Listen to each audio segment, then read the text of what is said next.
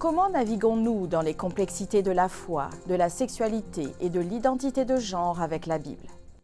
Dans le sermon « Amour, compassion et vérité, une vision biblique de l'homosexualité », le pasteur Mark Finley vous invite à trouver des réponses en s'appuyant sur 7 points cruciaux tirés directement de la Bible.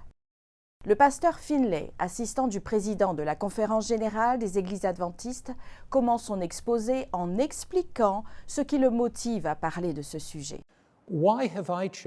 Pourquoi ai-je choisi de parler de ce sujet maintenant? Il y a des raisons spécifiques à cela. Tout d'abord, je suis inquiet, préoccupé par la direction que prend notre société. Je me préoccupe de l'impact de cette direction sur l'Église que j'aime. Je m'inquiète pour la prochaine génération, pour les jeunes adultes qui s'imprègnent d'un message qui n'est peut-être pas conforme à l'Écriture, qui ne l'est pas. Je m'inquiète pour les enfants dont l'esprit est saturé d'informations concernant la communauté LGBTQ+.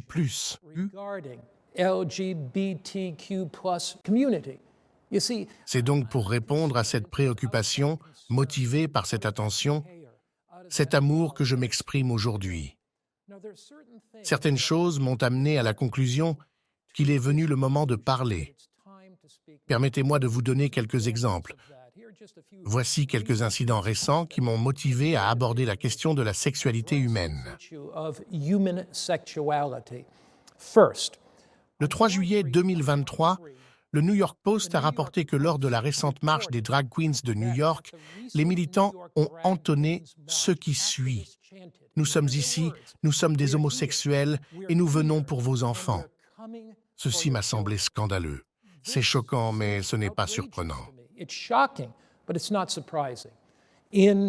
Ces dernières années, une telle rhétorique brutale et scandaleuse est devenue monnaie courante.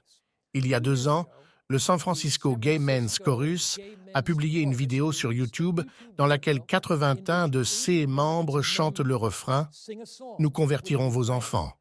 Cela se fait progressivement, insidieusement et subtilement. Vous le remarquerez à peine. Ce pasteur met en évidence d'autres cas et préoccupations similaires liées au sujet. Il cite des textes montrant que l'hérédité et les tendances charnelles ne définissent pas le destin d'un être humain. Cela signifie que vous êtes bénis, mis à part pour Dieu. Vous avez été sanctifiés, vous avez été justifiés au nom de Jésus et par l'Esprit de notre Dieu. Voici l'incroyable bonne nouvelle, quelles que soient les tendances dont nous avons hérité ou que nous cultivons à cause de nos vies brisées, qui que nous soyons, hétérosexuels ou homosexuels, qui que nous soyons, la grâce du Christ peut nous transformer.